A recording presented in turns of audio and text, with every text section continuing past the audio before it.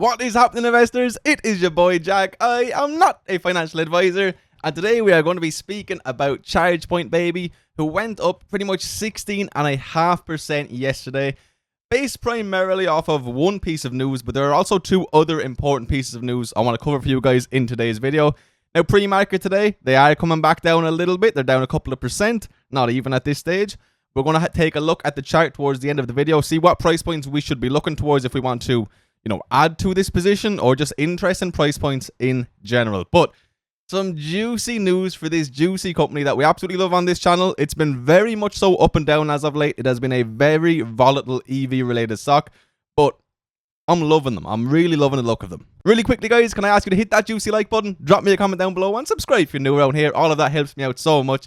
And with that being said, I don't want to waste your guys' precious time. Let's get straight into the video. So, we'll actually start off here. Sorry. The biggest piece of news is this. Manchin reached a surprise deal with Schumer on energy healthcare package.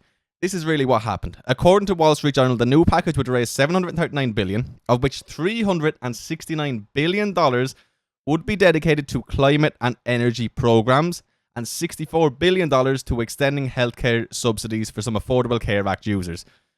A lot of money. So this affected more than just Chargepoint. You will see Plug Power there as well, FCEL. A lot of companies ran on this news. It's really positive news overall for stocks in all of these industries. And whenever people see, potential government deals or potential subsidies coming in with any of these EV companies or really any renewable energy companies in general, it generally leads to a very good reaction in the market. That is exactly what we saw here with Chargepoint. That is the first thing. I'm going to be honest with you, I want to look into this quite a lot more, but I wanted to get this video out for you guys today, so I haven't done a full deep dive into this, but I can only assume it's going to be very good based on initial reaction. Now, one more thing, which is a piece of news from the actual company Chargepoint, which in my opinion is more important to keep an eye on, is this. It came out a couple of days ago. Chargepoint to deploy EV chargers at California multifamily properties. Okay, so what does this really entail? And, this is definitely part of the reason they went up 16%. As part of this work, Chargepoint's been awarded $4.25 million through the California Energy Commission's Reliable, Equitable and Accessible Charging for Multifamily Housing Program. So again, guys, getting that backing from the government, whether it's local or greater area, fantastic, and people absolutely love to see it. Under the program, Chargepoint will partner with multifamily property owners and managers to install hundreds of CPF50s and CT4000 electric vehicle charging ports, with 75% reserved for buildings in disadvantaged or low-income communities. So this is obviously where, the money is going to be coming to help build up these communities that are in a lesser place.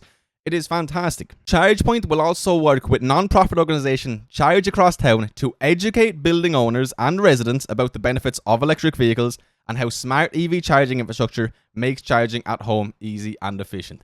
It's what they're all about, guys. From day one, we've been saying this about Chargepoint. A large part of what they do is cater for absolutely everybody, not just, individuals or businesses, for everybody, but also the education side of things.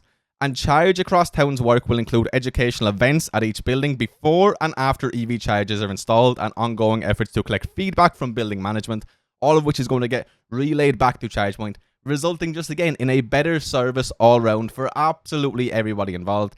And again, justifying this upward movement we've seen in the stock price. Now today, I'm not going to be speaking about valuations. I do have other videos on Chargepoint recently made if you want to go look at some of them for, the more money side of things. This is just up-to-date news. Through the project, residents living in these multifamily buildings are expected to drive over 2.7 million electric miles, not just miles, electric miles during the 5 years after the chargers are installed, eliminating over 1.1 million metric tons of carbon dioxide equivalent. The equivalent of planting over 18 million trees and growing them for a decade. So, absolutely huge. You could see why any EV investor would be delighted to be reading things like this about their investment, and you can see why people would be willing to add, especially given where the price is now, and especially given the relatively strong support we're beginning to see form. One more little thing I want to point out, nearly a month ago at this stage, I just haven't covered it on the channel yet, Chargepoint names a new Chief Customer and Operations Officer.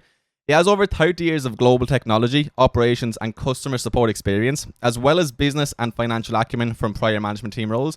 Most recently, he served as CEO of Chargepoint, which was acquired by DoorDash. DoorDash, a company who, obviously is growing very quickly. And if this man was a part of the reason that they went ahead and acquired this company, he is going to be a good person to have on the team. Simply put, it doesn't need to be explained. It's common sense. Now, when we look at the actual chart of ChargePoint, things are very interesting. Okay, so again, this is one we've looked at the chart from day one. But literally, we bought here, we followed it the whole way up, took a few shares out, bought some on the way back down. Here was my last buy, 24th of January, so you can see it went up again. It was a nice timing, but it came right back down. We do have these areas of long-term support and resistance. Now, they're not extremely strong. This could be brought down a little bit lower, maybe towards $12 a share or so. But you can see they did get right down to that level of support. This is the daily chart, by the way. Bounced right off it and created this move up. Now, is this healthy price action? No. You can see the huge gap created on the daily chart. What I would like to see is this upward trend continue to form.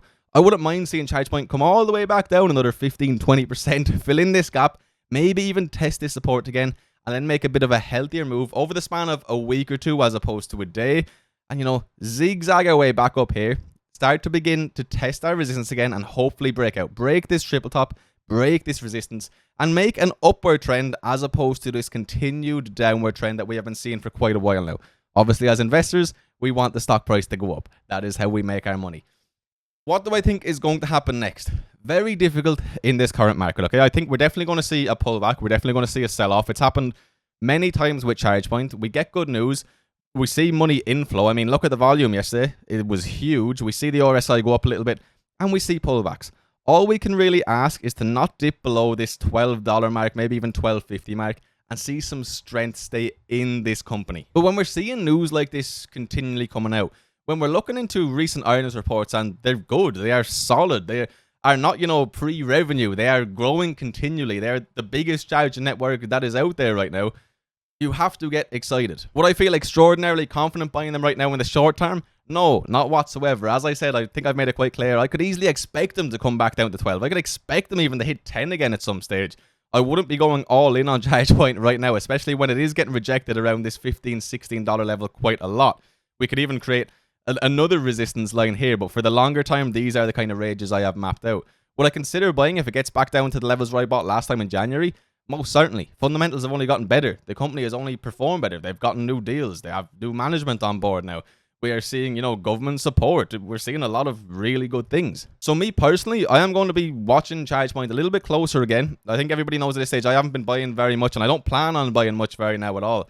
Maybe some Amazon, Apple, Meta, any of them, Google even on the big pullbacks, but I haven't been putting a lot of money into the markets. I'm going to be watching this one, and if it is to dip below the $12 mark, I may well go ahead and add some more shares yet again. Again, for me, ChargePoint is a very long-term investment. I know it's easy to say that, and it's hard to prove it, but I do definitely see these guys remaining in my portfolio for a while. Again, they are established. There's not, you know, the risk that we see with a lot of other EV plays of a lot of things not going right for them, and them ultimately just falling all the way down to zero. I really don't see a world in which that can happen with ChargePoint. My plan right now, again, is just keep up to date with this news, and I am going to go ahead and do a lot more research into this entire package here.